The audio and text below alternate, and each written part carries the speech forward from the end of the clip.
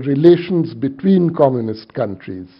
China took the line that the source of the crisis in Eastern Europe lay in Moscow's big power chauvinism and conveyed its firm opposition to Soviet military intervention. Moscow itself decided against recourse to armed action and issued a declaration on October 30th, asserting the, quote, principles of full equality, respect of territorial integrity, state independence and sovereignty, and non-interference in domestic affairs, unquote, governing relations between socialist states. China immediately offered its support through a statement issued on November 1, hailing the Moscow Declaration as of great importance in, quote, correcting errors in mutual relations between socialist states, unquote, and asserting that socialist states were inherently able to better apply the 5 principles than capitalist countries. Thus, the statement made the point that relations between socialist countries should all the more be based on the 5 principles of peaceful coexistence. This turned out to be a singularly short-lived position. China soon reversed its position, almost immediately reversed its position on military intervention in the context of developments in Hungary. The Gomulka government in Warsaw had pledged its fealty to the Warsaw Pact. In Budapest, however, the newly installed Nagy regime announced its intention of quitting the Warsaw Pact.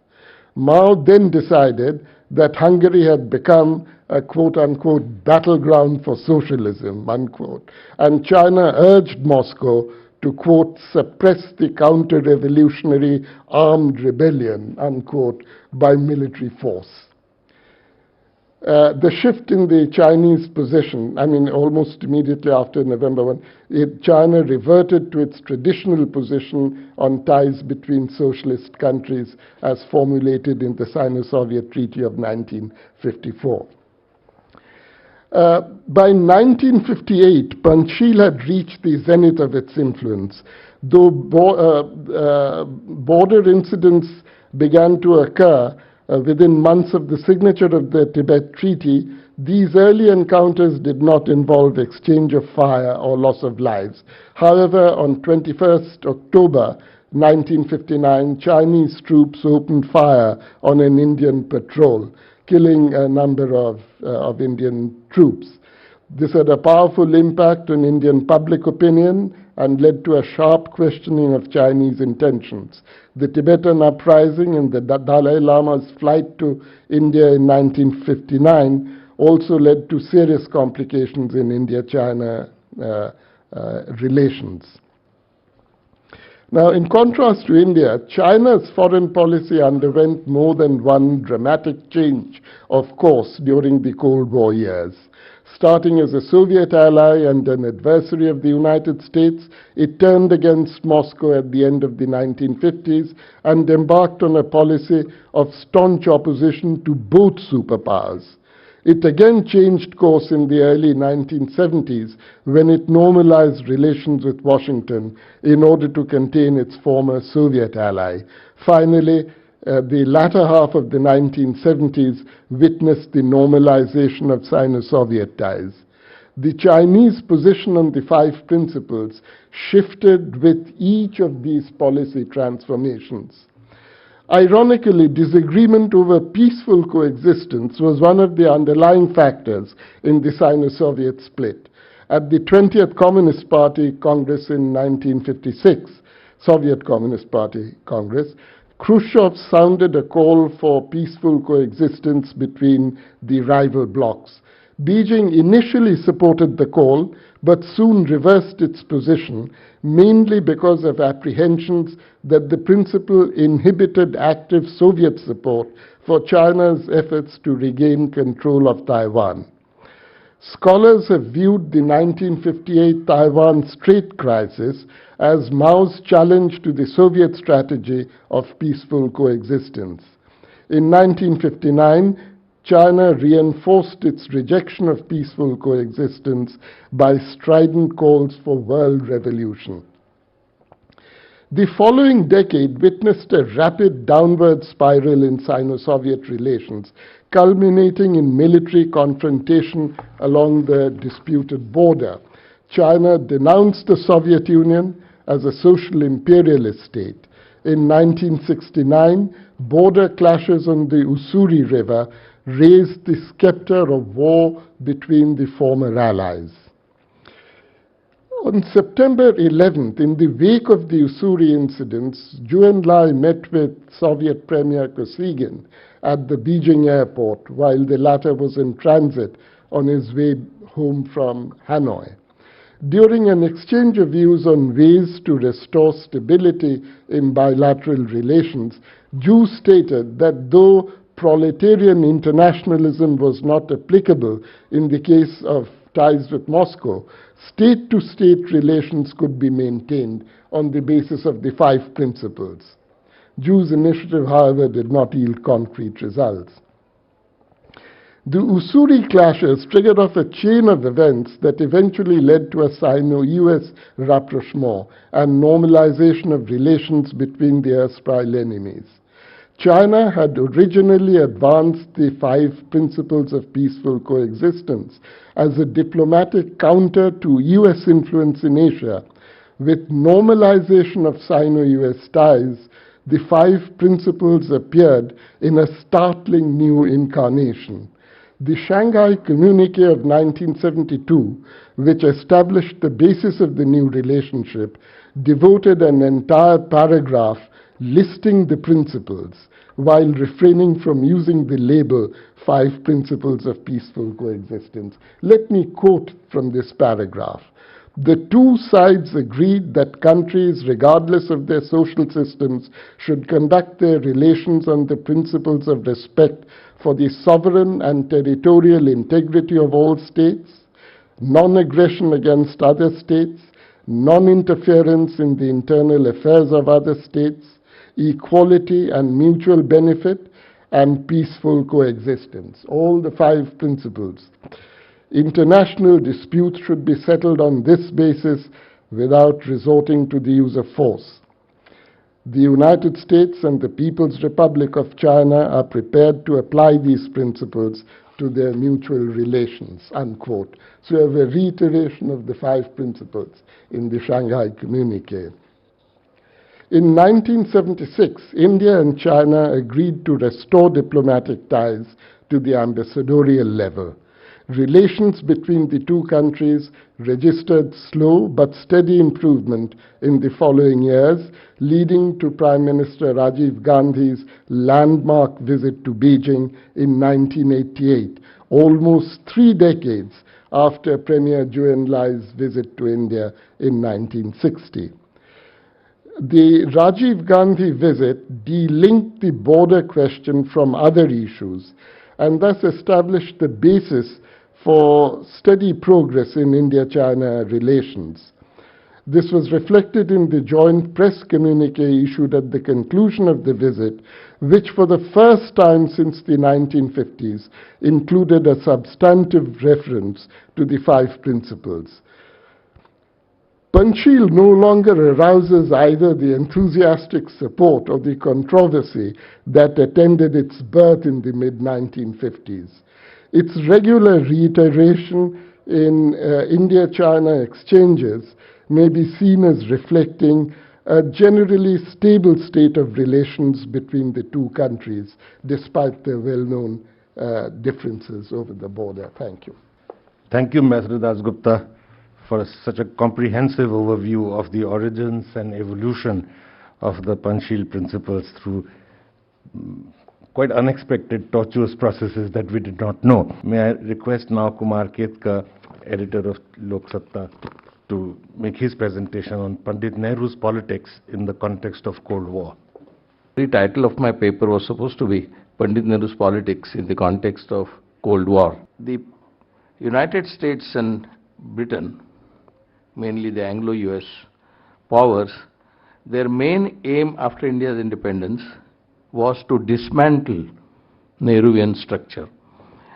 And that approach of trying to dismantle Nehruvian structure, a lot many anomalies, aberrations and perversions took place in this subcontinent. And actually most of the time, first Pandit Nehru, then Indira Gandhi, and then Rajiv Gandhi, and I'm not referring to them in a dynastic order, but in the regime sense, their main task has always been, though not often publicly stated or made vocal in that form, is to fight the forces unleashed by Anglo-US axis to dismantle Nehruvian structure and in the process destabilize Indian polity, destabilize Indian society. As I told Dr. Mukherjee that I am not a historian, therefore I can take liberty in believing many conspiracy theories, and conspiracy theories are generally looked down upon, but I have somehow some faith in them because some of them have been proved to be true after a few years, and then they have been incorporated in history. But at the time when somebody was raising the conspiracy theories, it was always considered as below par. It's not historically proven because many of the conspiracy theories cannot provide concrete evidence. And most of the time concrete evidence is not even available. Because what happens in Langley in United States, or what happens in Kremlin for that matter, or what happens in the intelligence institutions is not always written down, and even if it is written down, not necessarily that despite the information freedom clauses, it is not always published. So much depends on the circumstantial evidence that conspiracy theorists gather. I will just give one simple later day conspiracy theory by circumstantial evidence. For instance, it would be very naive to say that in just matter of 9 years, 3 major leaders of the Indian subcontinent died in most unnatural circumstances. In 1975, Mujibur Rahman and his almost entire family, minus Sheikh Hasina, were killed, entire family, brutally killed. Lawrence Lifschulz wrote a book called The Murder of Bangladesh, immediately after that, about 4 years later, and he has given in details the accounts of the CIA, the Nixon-Kissinger policy, China and Pakistan, how they indirectly or directly cooperated and directly worked together to kill Mujibur Rahman and his family and bring about another regime of Mr. Rahman, M. Rahman. Incidentally, M. Rahman was also killed in 1981, 6 years later, after Mujib was killed. But in between, in 1975, after Mujib was killed, Bhutto was removed from power in 1977 and hanged, which is now globally recognized as judicial murder. So it was in 75 that Mujibur Rahman is killed, in 79 Bhutto is killed, and in 1984 Indira Gandhi is killed. All 3 of them relatively young political heads of the states, and they died in not only unnatural circumstances, in most suspicious circumstances. Now it would be absurd for anybody to say that this was, well, inevitable. Mrs. Gandhi was killed because of Golden Temple, her actions in Golden Temple. Mujibur Rahman was killed because between 1970 and 1975 he did not rule properly, there was a lot of corruption.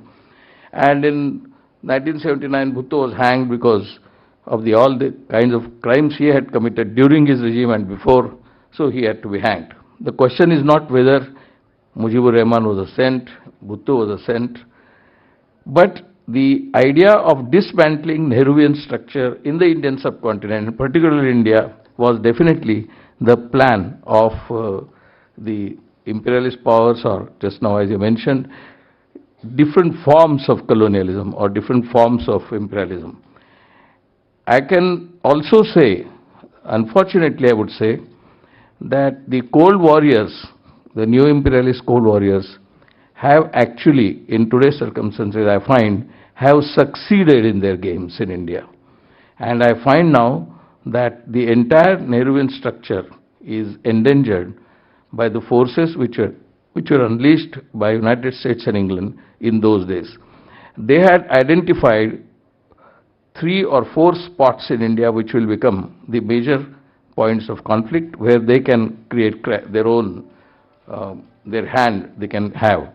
One was, of course, Tibet. Then there was, of course, there was Kashmir, and there was Nepal, and partly even Sikkim.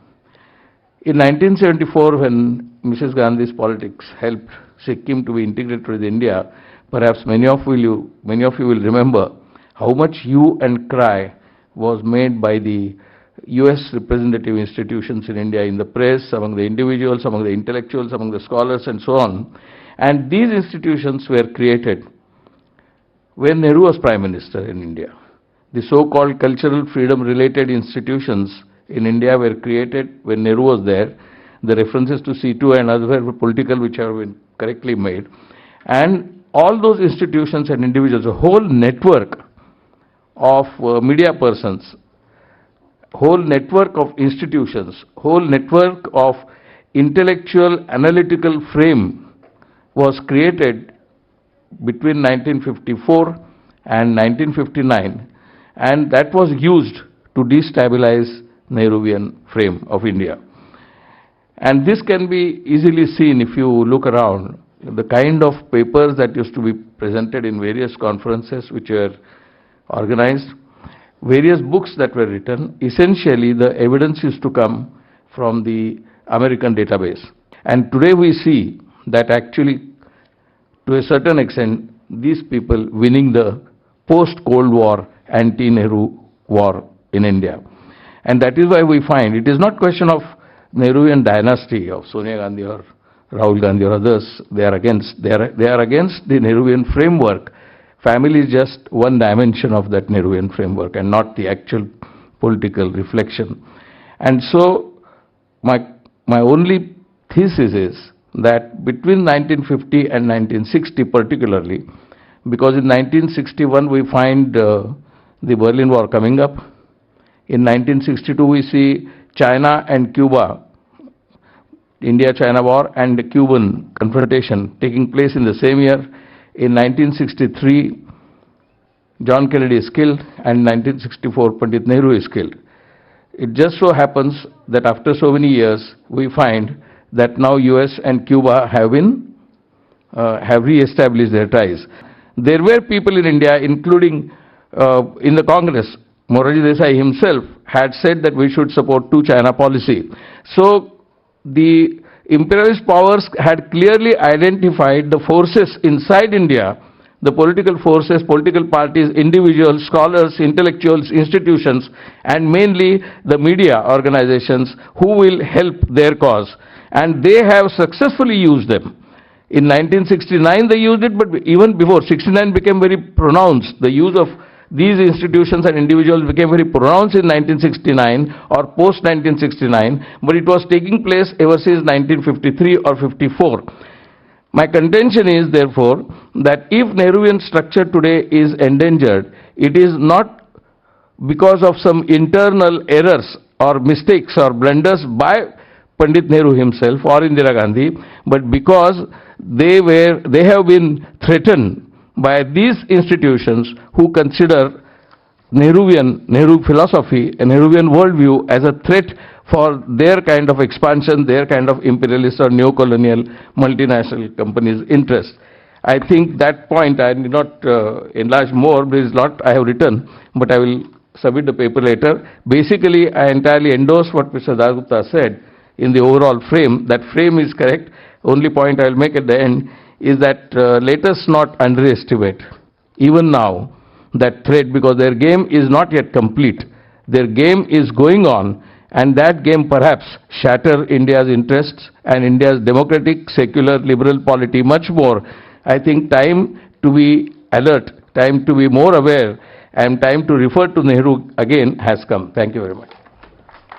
Thank you very much. As you will all agree, this was not anticipated, but what a wonderful idea to have a functioning diplomat, a journalist, to talk about things that a historian is now going to talk about. But it is really been such a learning process, because you come from different angles and with greater freedom than often the historian approaches the subject. Now I would invite Dr. Chandrasekhar Dasgupta, Dr. Amit Dasgupta of a university in Munich to talk on Nehru's invisible advisor, Foreign Secretary Subimal Dutt. To introduce Subimal Dutt is an easy task in Bangladesh and in West Bengal, where everybody knows him. In Delhi it's much less. Most people have heard about him but have rather vague ideas about him, and abroad he is a more or less unknown person. So he was born in 1903 in a village, Kanungupara, near Chittagong, and he didn't have that typical ICS background at all. You know that most of the ICS officers came from urban middle-class families or from families which had a tradition of administrators. So Subimal Dutt had a Bodorog background, but the family was rather poor. There was no money, there were no connections to help him into the ICS and help him in his career. So it was his excellent brain and hard work that made him succeed in the ICS examinations and join the service in 1928. Thereafter, for a decade, he was serving in various districts in Bengal, and in 1938 his ambition catapulted him to Delhi for the first time, where he was working in the Department for Education, Health and Lands. This is a crucial moment for him because you know that the foreign policy of British India was in the hands of the political department, which was very much a British affair, also in terms of personnel. But there's a second department, and this is Education, Health and Lands, which is also involved in foreign affairs. That is because this department is responsible for the Indians overseas. So since the 1920s, there are Indian agents abroad in South Africa, in Ceylon and Malaya and other places. And these are all Indians. There are not many Britishers in that department. So the Indian diplomats of the first hour are people who are working in that department. And that department is also playing a key role because of the secretary of the department, Sir Girija Shankar Bajpai, who is one of the most influential civil servants already in the pre-independence period, and certainly India's most sophisticated expert in foreign affairs in 1947. And I'm talking about Nehru and Subhash Chandra Bose and others as well, comparing him. So Dutt is working in the department for 3 years, and then he's posted to Malaya as Indian agent, first posting abroad, where he's leaving just before the Japanese are in waiting. Thereafter he's back to Bengal, but in 47 Bajpai calls him back to Delhi when the new Ministry of External Affairs is formed. And he's been made number 3 in the ministry right from the beginning. He's the Commonwealth Secretary. He has a very long term at the headquarters. This is not functioning. Yes, I've realized. He has a very long term at the headquarters. There's just a 2 years posting in West Germany and 1.5 years in Moscow. Otherwise, for 12 years, he's working in the Foreign Office on a high rank. So he's very close to Nehru in a day-to-day contact over such a long period. There's nobody else in that period who's working that close with the Prime Minister. After retirement, he comes back as Vigilance Commissioner, first in Bengal, then Central Vigilance Commissioner, and then, as I already mentioned, he is posted as High Commissioner to Bangladesh, 72, 74, another crucial posting. So I've termed him the invisible advisor, and if you read Indian history books, you will hardly find his name, and to some extent this is his own fault, because Subimal Dutt didn't want to be seen when he was in office. He very much disliked to be a public figure. He had very good contact with journalists, but he insisted that they don't write about him. They should write about politics. And the same line he has pursued in his memoir, published in 77, with Nehru in the Foreign Office, where he explains Indian foreign policy is defending major decisions taken under Nehru, but where he's hardly mentioning his own role, which is very untypical for a memoir, which is usually meant to highlight the role of the author, of course, and his influence. So others have taken the hint, and in the memoirs of his contemporaries, he's often not mentioned at all, and once in a while he's getting a very bad sidekick, like from Matai, which he doesn't deserve at all, And in Indian history books, you will struggle hard to find his name. So fortunately, and I think deliberately, he has left this collection of materials, which allows me and hopefully later on others to give him back the role he has deserved in the history of Indian foreign policy, not only there. Well, to come to my question here is if there has been a sole architect of Indian foreign policy. So in the popular studies about Indian foreign policy, you will always find that sentence, Nehru was the sole architect of Indian foreign policy. And this is true, of course, to that extent that the Prime Minister has the last final say with all major decisions. That's at least the theory. I will give you a case where this has not been happening. The fact is that Nehru was an overburdened Prime Minister from day one. You know that he held many portfolios. He was Prime Minister, he was Foreign Minister. In between, he was Defense Minister and held other portfolios. He was the Congress leader. He was the leader of a young nation. So Nehru was almost inexhaustible, but Nehru didn't have more than 24 hours per day. So like any other Prime Minister or head of government, he was relying on advisors, trusted advisors who would give him the relevant information and filter out the rest. So to explain the procedure a little bit better, I've chosen a Russian saying. The Russians say, muž golova, žena šeya. That says the husband is the head, the wife is the neck. So married or unmarried, husband or wife, you know what that means. The head is representing and the neck is turning him in the right direction. And this is the role of a good advisor. Not to manipulate the Prime Minister, but let him see certain things and maybe to some extent ignore others. So it makes a difference if you turn Nehru's head left or you turn him right. And there are many advisors around Nehru who are involved in that, who have very different views of world politics. And I want to give you just a few of them. So Nehru, without doubt, is the man in charge, of course, but you know that his most important advisor was Krishna Menon, with strong leftist leanings. And you know that Krishna Menon played a crucial role for India's relations with the United States, the United Kingdom, and was India's face in the United Nations, not always to India's benefit, to put it mildly. From the conservative side in the cabinet, there was the Home Minister, Govind Ballabh Pant, who particularly in Indo-Chinese relation played a crucial role.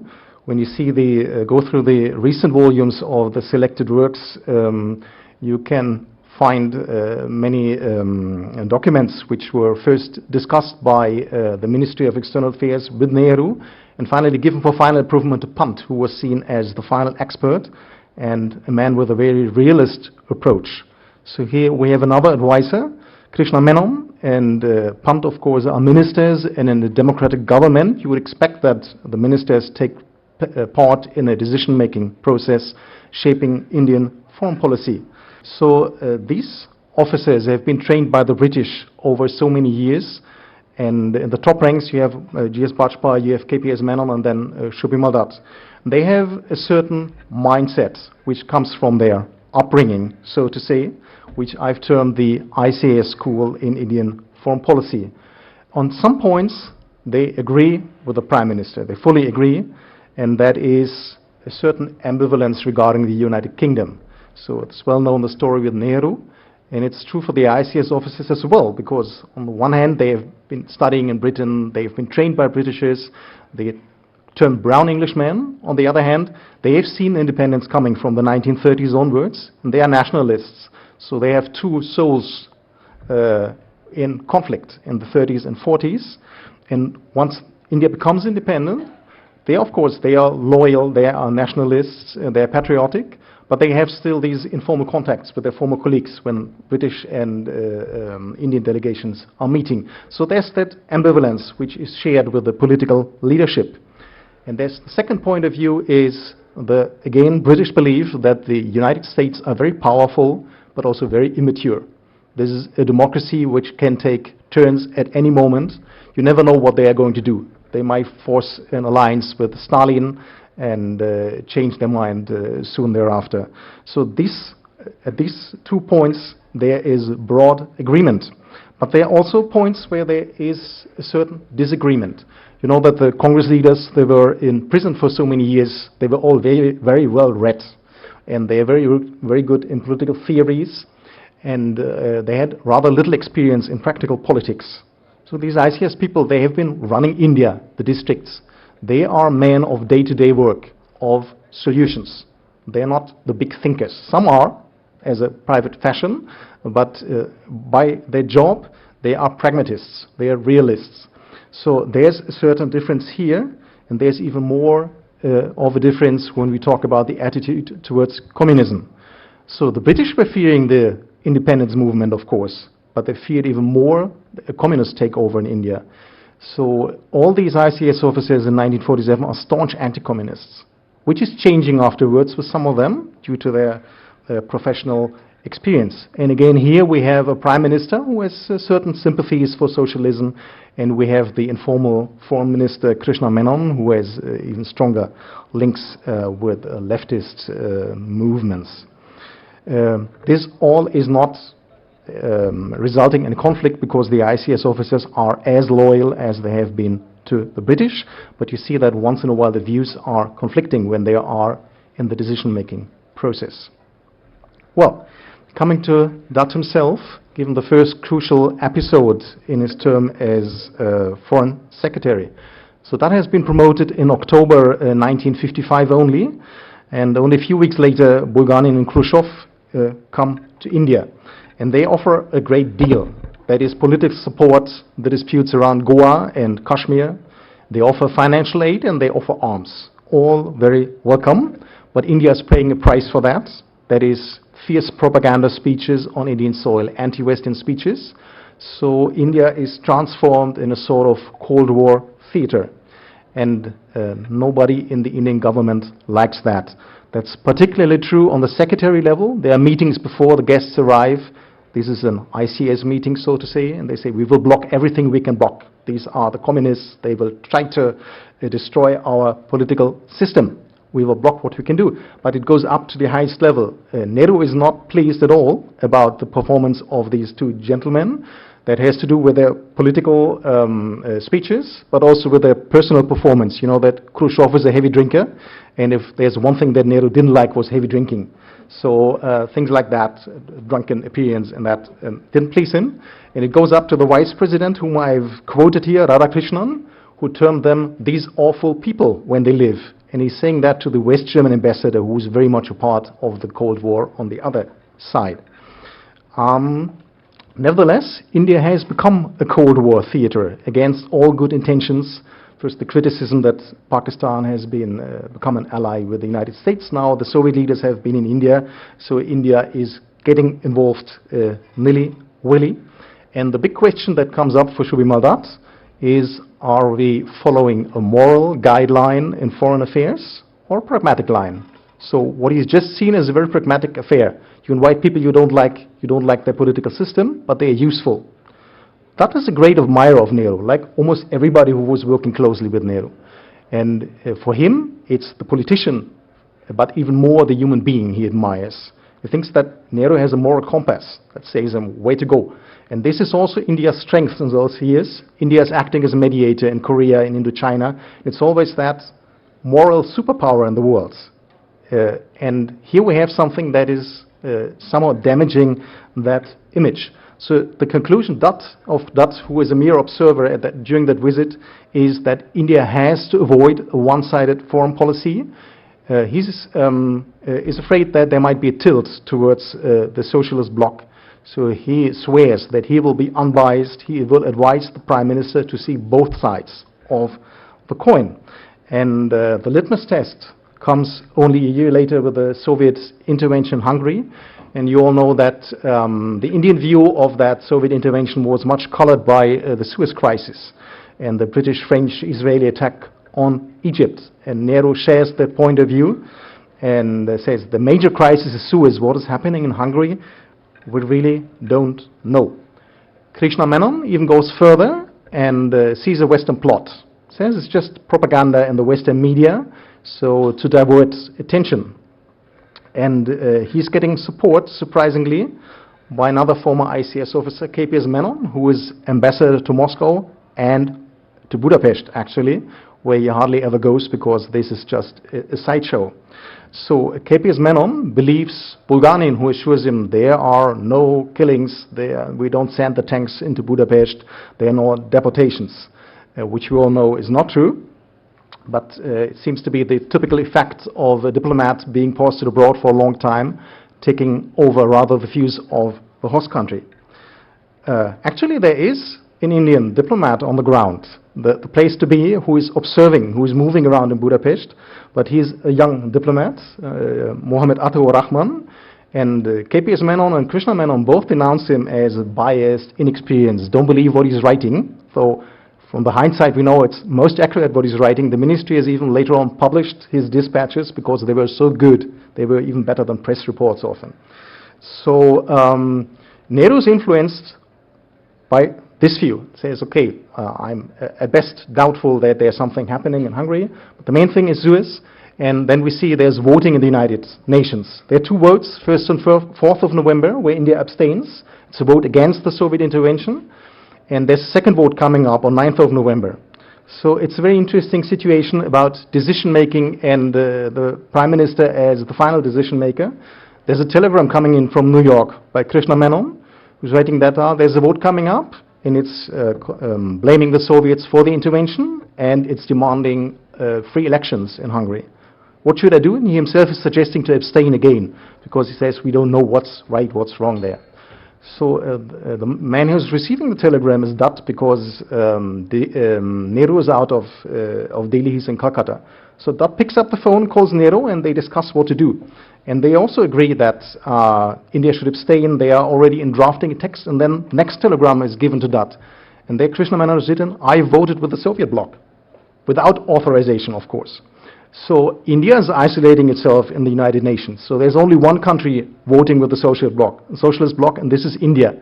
And this, of course, is tarnishing India's image as the moral superpower very, very much, and it's done without authorization, which, of course, is unacceptable to a bureaucrat, that somebody is just in such a crucial question is taking such a decision on his own. You know that Nehru backed Krishna Menon against much criticism afterwards for what he has been done, but there's a second story we know much less, and that's what's happening inside that ministry. There is Shubhimal Dutt, who rather quickly believes that the reports from Budapest coming in are proper, and his colleague or superior, the Secretary General, Sir Raghavan Pillai, another ICS officer, shares his point of view. So they are trying to convince Nehru that there is some truth in what is coming in from Budapest, and that's quite an interesting, it's a week-long struggle. So you see Nehru changing his mind twice or thrice a day. So in the morning there might be coming in a telegram from New York saying that all the Western plots. Then there's a discussion with Pillai and Dutt when Nehru says, okay, I think you're right and Krishna Menon is wrong. And there might be a third contact in the afternoon, and then again the mind is changing. So this is going on for 3 weeks, surprisingly. And at the end, to come to a conclusion, there are 2 ambassadors sent to Budapest to see what's really happening on the ground. One is KPS Menon, who is responsible for Hungary, and the second is Jan Kosla, who as a personal representative of Nehru, who is ambassador in Czechoslovakia. So they go to Budapest, and immediately they confirm that the reports from this junior diplomat Rahman are accurate. So this is the turning point, where you could say that Dutt and together with Pillai, they have won a battle which they almost had given up, because they both considered to quit their job after Krishna Menon's vote in the United Nations says we can't stand for anything like that. And Pillai convinces Dutt to stay on and says, whoever will succeed us will be worse than us, will not put the foot down, and so to say they win the struggle.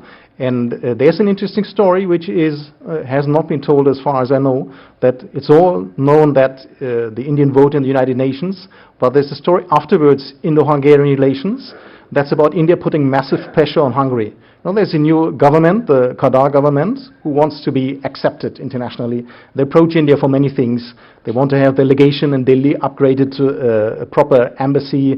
They want to have agreement signed. And whenever they do that, Dutt, with Nehru's authorization, hands over a list says, we have a list here, 20 political prisoners, writers, artists, whatever. You set these people free, then we can start talking. Before you don't do that, it's over. So this line is pursued for 2 full years. It's of course obvious that they should have pursued a similar line with the Soviet Union, but India was not able to do that, of course. But it's more than a symbolic gesture. It's clearly telling the story that we know what happened, and we are back to the right view.